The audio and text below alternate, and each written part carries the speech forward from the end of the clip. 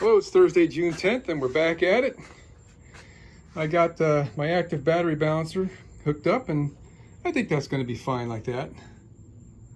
I was trying to avoid stacking up so many connections on these terminals, but I decided that maybe there would be some tiniest bit of voltage drop in this when under load, which is probably ridiculous for me to be thinking, but I'm so ignorantly attentive I can't help myself.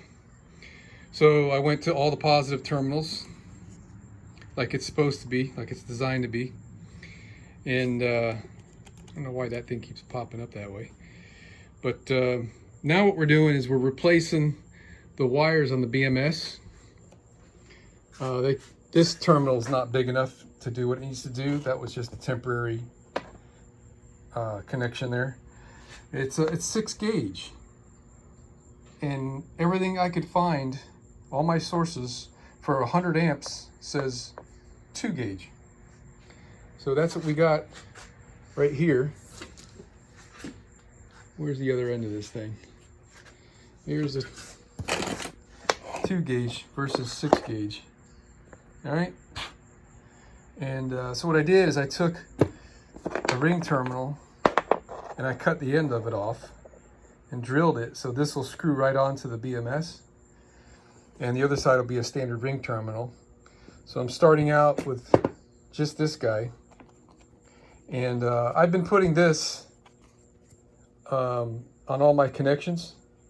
It's like a connection enhancer, you know what I mean? It's got metal particles in it and a corrosion inhibitor. So I smear a little bit on there and then I make my crimp. So yeah, talking about crimping, the 50 millimeter worked perfectly for the 1/0 wire, and it looks like 35 millimeter is the right one for the 2 gauge. If I said all that right, I don't know. That seems to be about right. So we're going to give that a shot, see how that works.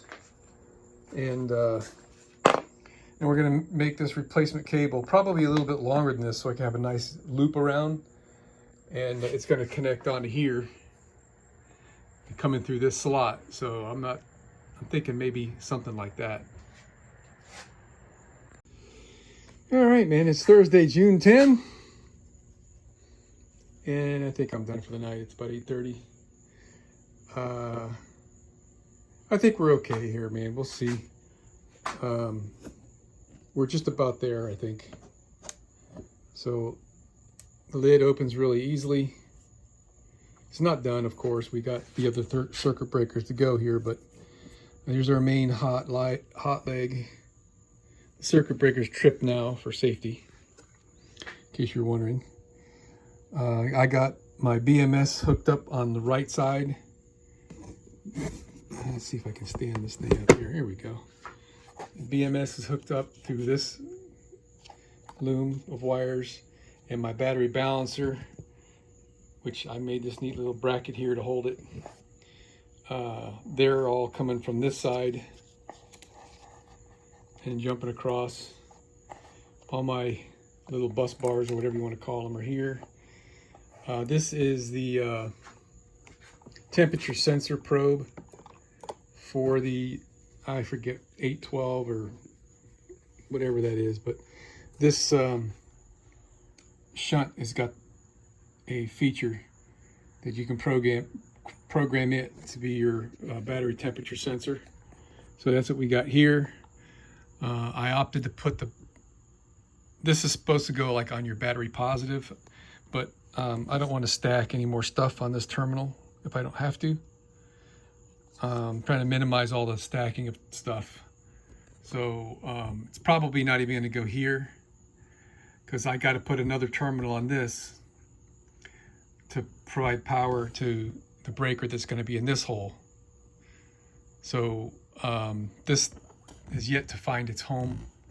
I'm not too happy that this temperature probe here, it's got a 3/8 diameter hole in it, and I've got a 5/16 stud here, or a 1/4 inch stud, or 6 millimeters rather, here. So there's like really no good place for me to put this. That's why I put the extra stainless steel washer, the flat washer here for now. So I got all this stuff tightened up. I hate to admit it, but I had a little bit of a mishap when I was dorking around on this side. I'll show you what I did. It might be expensive, but while I replaced these wires with the 2 gauge. As I showed earlier, there's the original little skinny 6 gauge ones.